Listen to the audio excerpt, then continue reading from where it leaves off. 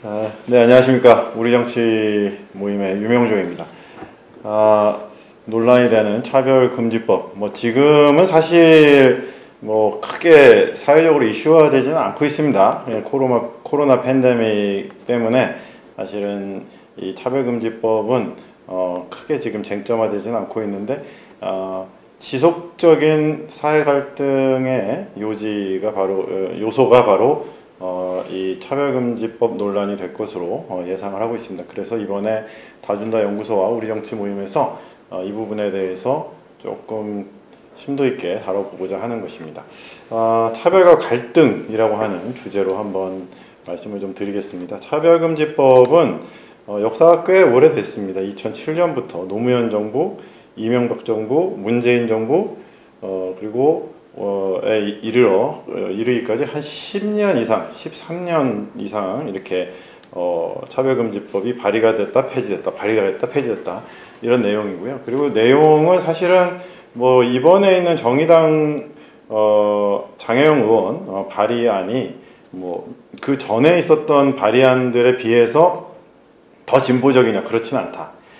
근데 지금 인권위라고 하는 기관이 생기면서 이 부분에 대해서 사실은 정부 정책적으로 더 압박하는 부분이 있는데, 사실 이 부분은 이제 유엔의 어떤 그 전체적인 이 국제사회적인 압박을 받아들이는 어떤 그런 선진국 클럽에 저희들이 우리나라가 가입을 하면서 발생하고 있는 사실은 글로벌한 이슈라고 볼 수가 있겠습니다.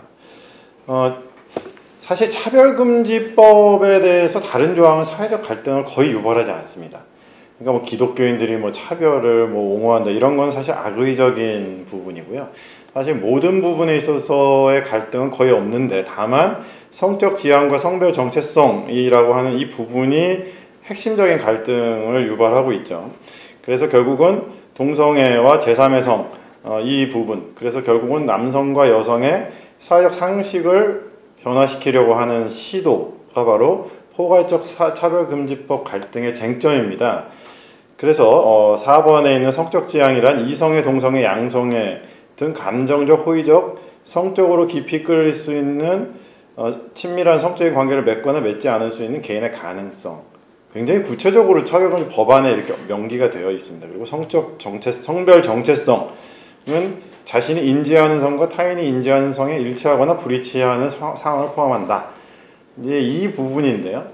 이 부분은 사실 개인에 의해서 굉장히 많이 변화될 수 있습니다. 생애 주기에 따라서 변화될 수가 있는 부분인데, 이것을 법적으로 규정을 해놓으면은 어떤 문제가 생기냐면, 출생신고서에서 남성, 여성, 제3성 이런 식으로 표기를 하는데, 출생신고 때 아이 본인이 이렇게 엄마가 여자로 태어났으니까 여자라고 표기했는데 나중에 자기가 바꾼다. 우리가 이제 성을 이름을 바꾸는 것처럼 이런 수많은 이제 그 문제들이 계속적으로 발생하고 있죠. 사실 지금도 트랜스젠더가 이렇게 그 주민등록 1번을 2번으로, 3번을 4번으로, 4번을 3번으로 바꿀 수 있습니다. 어느 정도. 그런데 이런 부분들이 이제 여러 가지 면에서 발생할 수 있다. 이 성적 지향과 성별 정체성은 굉장히 이것을 그냥 단순하게 다수자에 의한 소수자의 억압이나 이런 것으로 보는 것이 아니라 사회운동과 정치종교적 투쟁으로 인식하는 것이 저는 맞다고 봅니다. 그래서 동성애는 사실 오랫동안 존재해온 성적 지향입니다. 이들에 대한 압박과 혐오의 역사가 개신교나 초대 기독교에도 어느 사회에서나 사실은 억압과 박해를 경험하고 있습니다. 그래서 이제 동성애 문제는 기득권과 비기득권의 충돌이라고 보기보다는 자연법적으로 수천 년간 내려온 사회적 상식을 변화시키는 문제라고 이해하시는 게 맞겠다. 그래서 극히 예외적인 경우가 아니면 남성과 여성으로 사회를 인식하도록 교육하는 것이 맞다고 봅니다. 이것이 본성과 상식에 부합하는 것이기 때문이죠. 근데 이제 차별금지법이 통과될 경우에는 동성애가 하나의 성으로 됩니다. 제3의 성이 생기는 것이죠. 그렇게 됐을 때는 전통적인 가정과 결혼에 대한 규정이 모두 변화하게 됩니다. 사회적으로 예외를 허용하는 것과 이것이 하나의 어떤 그 시스템적으로 편입되는 것은 굉장한 차이가 있습니다. 시스템적으로 편입이 되게 되면은 그 시스템에 편입이 되면서 기존의 질서를 옹호하는 사람들이 어떤 갖는 여러 가지 정치, 사회, 문화적인 그 갈등이 폭발적으로 증가하게 되는 그런 문제가 생기죠. 근데 지금 이제 이 포괄적 차별금지법의 핵심 조항, 뭐 일부는 뭐 독소 조항이라고도 하기도 하는데, 이 성적 지원과 관련된 내용은 서구 선진국에서 지금 사실 추동해 나가는 과정이 있습니다. 그런데 서구 선진국에서 얘기하는 것을 다 수용하는 것이 진보냐라고 하는 그러한 인식에 대해서는 동의하기가 어렵습니다. 어떻게 보면은 지금 서구 유럽 사회는 사실 사회 문화적으로 빠르게 쇠퇴를 하고 있지 않는가 하는 생각이 들거든요. 근데 지금 21세기의 글로벌한 리더십이 어디에 가고 있느냐.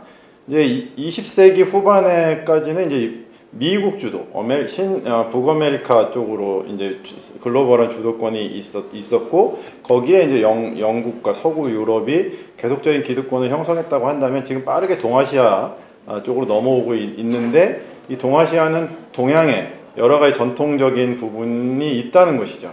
그렇기 때문에 기존의 어떤 서구 중심적인 질서와 문화, 이 부분을 다 수용하는 것이 정답은 아닐 것이다. 그래서 전통적 성별과 가정에 대한 교육과 이를 바탕으로 한 법적 체계는 사회 안정에 도움을 줍니다.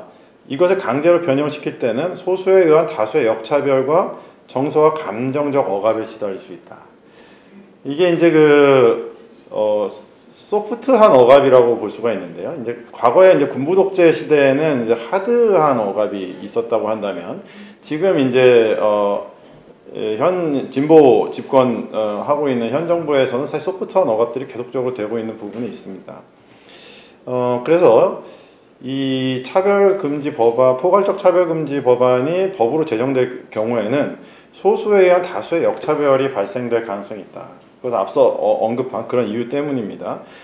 그러한 것들이 이제 극단적인 사례로 나타난 케이스가 아일랜드와 르완다입니다. 그래서 아일랜드는 사실은 인구의 대다수 87.4%가 로마 카톨릭이고, 소수파인 아일랜드 기독교, 신교, 개신교가 이제 소수파인데, 사회경제적 기득권을 개신교도들이 장악을 함으로써 사실은 극단적인 어떤 그 사회 갈등들이 발생한 나라이고요. 르완다는 소수족인 이 투치족이 다수족인 후투족을 지배하는데, 이게 이제 벨기에 지배 때, 식민 지배 때 형성된 강제로 부여된 질서였고, 이로 인해서 사실은 거대한 인종 청소가 자행됐었던 그러한 경우가 있습니다. 소수에 의한 다수의 핍박의 사례도 있었다라고 하는 것을 우리가 기억해야 됩니다.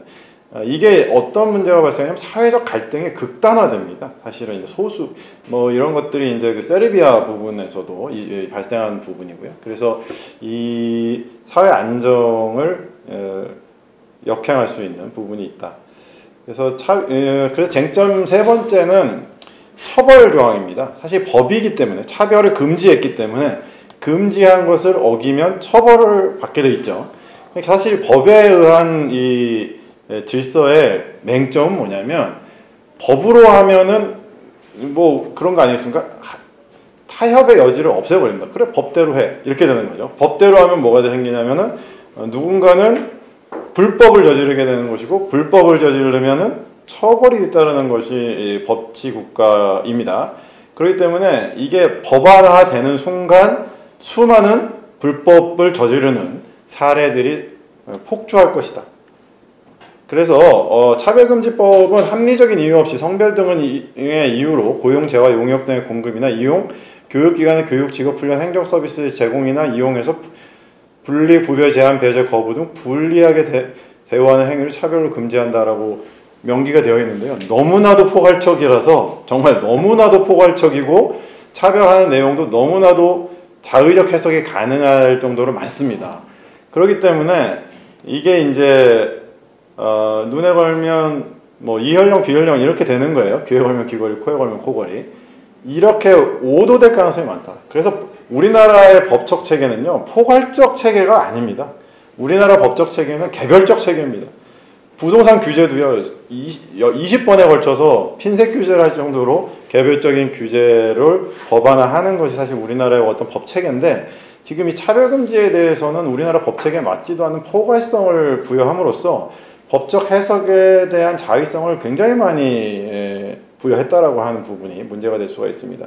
이것은 왜냐하면은 직접 차별뿐만 아니라 간접 차별, 성별 등을 이유로 특정 개인 집단에 대해서 신체적, 정신적 고통을 주는 행위와 차별의 표시, 조장, 광고 행위를 차별로 금지한다. 정신적 고통. 나 이렇게 가는데 개신교인들이 반대하는 걸 보고 나는 굉장한 스트레스를 받았어. 이 정신적 고통이야. 이걸 가지고 소송을 제기할 수 있다. 한 번으로는 소송 제기할 수 없습니다. 두 번으로 소송 제기할 수 없습니다. 근데 광화문을 계속 지나가는데 내가 10번을 해서 지속적이고 반복적으로 그 사람들에 대해서 정신적 고통을 받으면 고소를 할 수가 있어요. 이런 문제들이 이제 그럼 광화문에 지나가는 모든 사람들이 그거에 대해 불편함을 느끼면 다 고소할 수 있다는 것이 되는 것이죠. 엄청난 일이 발생합니다. 이것을 보고 친절한 파시즘 뭐 이런 책 제목을 한번 넣어봤고요. 차별 행위의 피해자는 뭐 진정을 제기할 수 있고 여러 가지 나오는데 악의적으로 인정되는 경우에는 고의성, 지속성, 반복성, 보복성 피해 규모에 따라서 재산상 손해액 위에 별도의 배상을 하는데 하한선이 500만 원입니다. 그러니까 500만 원 이하로가 아니라 무조건 500만 원부터 시작을 하는 거예요. 이 처벌이. 그렇기 때문에 사실은 벌금 500만 원은요 어마어마한 것입니다. 이거 걸리면요 그냥 뭐 선거권 박탈면 이렇게 될 수 있는 거예요. 사실은 예를 들면 뭐 그러니까 굉장히 강력한 민법에서 줄 수 있는 굉장히 강력한 처벌 규정이다 이렇게 볼 수가 있어요. 형법인가요? 네, 어쨌든 이게 굉장히 강력한 처벌 규정이다 보시면 되겠고요. 그래서 이제 그 처벌의 여파는 엄청난 소송이 불릴듯이 일어날 가능성이 많다. 이건 주로 이제 지금 사실 기독교 혐오가 굉장히 넓게 퍼져 있거든요. 우리나라 대한민국의 이 지금 정치사회 지형이 반기독교 정서가 굉장히 커져 있는데 여기에 대해서 이제 이게 갈등을 현실화시키고 표현할 가능성이 굉장히 높습니다. 사실 지금 우리나라는 사회적 갈등이 굉장히 높고 다양한 부분이 있습니다. 그 중에서 보역 갈등이 사회 갈등 수준의 두 번째를 차지할 정도로 굉장히 높습니다. 부의 양극화로 인한 갈등, 진보적 보수의 이념 갈등이 사실 51.7%, 45%로 해서 굉장히 크게 나와 있는데요. 이 보역 갈등의 핵심 쟁점사항이 사실은 젠더 갈등, 이 차별금지법 문제가 됩니다. 지금 우리나라가 어느 정도의 갈등 사회냐라고 한다면요. 이 OECD 국가의 사회통합지수 2015년도 지수를 보시면요. 이스라엘 다음으로 낮은 수준에 있습니다. 이스라엘은 팔레스타인 그 문제 때문에 사회적 갈등이 그냥 상존하는 나라인데 우리나라는 그 다음으로 낮은 단계. 그러니까 사회 통합 지수들이 높은 나라가 덴마크, 노르웨이, 핀란드, 북유럽 국가부터 시작해서 쭉 내려가면 우리나라는 사회적 갈등이 굉장히 낮은 나라. 그리고 현 정부 들어서 이 부분은 사실 더 극대화되고 있다라고 하는 부분이죠. 근데 반면에 사회적 갈등이 개선할 때 성장률 개선 효과를 보시면 2.7% 경제 성장률 2.7%를 개선할 수 있다라고 하는 건 어마어마한 것입니다. 우리나라는 지금 사실 성장률 3% 이하로 떨어진 굉장히 저성장, 뉴노멀 시대에는 사실 이 저성장이 고착화되어 있는데 이 저성장을 개선할 수 있는 중요한 부분 중에 하나가 뭐냐면은 사회적 갈등을 해소하는 것이죠. 근데 지금 현재 정부의 정책은 부동산 문제, 뭐 여러 가지 진보적인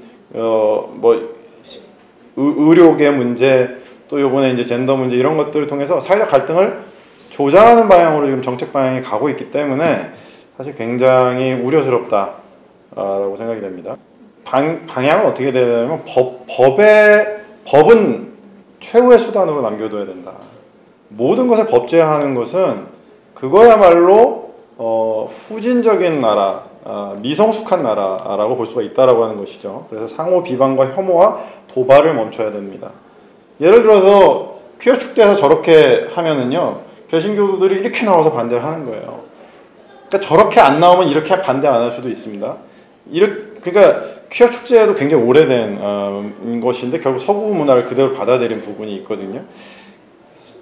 그래서 저는 과도한 자기 주장과 충돌을 피해야 됩니다. 그래서 저는 사실 광화문 광장이 자유로운 의사 표현의 장이 되는 것은 맞다고 보지만 스피커를 이용해서 상대방의 혐오감을 자극하는 어떤 보편적인 수위를 넘어서는 형태의 도발적인 행동들은 사실은 지양되어야 한다고 저는 봅니다. 그것이 다수의 선량하게 그냥 평화롭게 그냥 일상을 살아가고 있는 사람들한테 피해를 주고 있기 때문이죠. 그래서 과도한 자기주장과 상호 도발을 멈춰야 되고 혐오적인 표현도 그럼 줄어들 것이다. 이대로 계속적으로 어떤 도발과 혐오가 계속적으로 반복이 되면 우리나라는 사실은 굉장히 극단적인 사회 갈등을 초래할 수가 있습니다. 그리고 이제 두 번째는 정치적으로 이용하면 안 된다. 지금 한국 사회 갈등 지형이 이제 레드 컴플렉스에서부터 무지개로 바뀌고 있다라고 하는 것입니다. 사실 20세기 후반에서 21세기 초반까지만 해도 레드 컴플렉스 문제가 굉장히 극단적으로 드러났는데 사실은 박근혜 정부 촛불혁명 이후로는 사실은 이제 이 레드 컴플렉스 문제는 사실상 거의 사라졌다고 보시면 됩니다. 이제 결국은 뭐 지금 광화문 광장에서 나오는 일부 극우 세력들 외에는 사실은 이 부분은 크게 문제가 안 되는데 앞으로는 이 부분 무지개 파트가 굉장히 큰 사회 갈등을 유지할 가능성이 많다라고 보여집니다. 그렇기 때문에 우리는 이것을 앞으로는 이게 이제 남북 문제를 정치적으로 이용했던 것처럼 이게 진보와 보수 정당이 이 동성애 문제를 정치적으로 이용할 가능성이 굉장히 높아졌습니다. 그런데 이 문제는 정치적으로 이용하면 안 되는 문제라고 저는 생각합니다. 왜? 그래야 공존할 수가 있기 때문입니다. 개신교회가 동성애자들을 실질적으로 억압하거나 박해하거나 그러지는 않죠. 대부분의 교회에 동성애자들이 있다라고 하면은 포용하려고 하고 동성애자들이 대한민국 사회에서 활동하는데 뭐 린치를 당하거나 그러지 않아요. 그렇기 때문에 사실은 그리고 행정력이나 법도 사실 관용하는 부분을 많이 가고 있습니다. 그런데 더 어그레시브한 부분은 사실 동성애 운동을 하는 쪽이 더 어그레시브하다고 저는 생각을 하고 있어요. 근데 이렇게 계속적으로 어그레시브하게 밀어붙이면 이러한 극단적인 반발이 있는데 이걸 극우 정치가 이용할 수가 있는 가능성이 높아지고 있다는 것이죠. 그러면서 다수의 중도적인 입장에 있는 사람들이 양쪽에서 선택을 강요받는 굉장히 불편한 상황이 계속될 수 있다. 그래서 상호 간의 정치적 이용을 중단해야 된다라고 저는 제안드리고 싶습니다. 이것으로 저의 발제를 마치겠습니다. 감사합니다.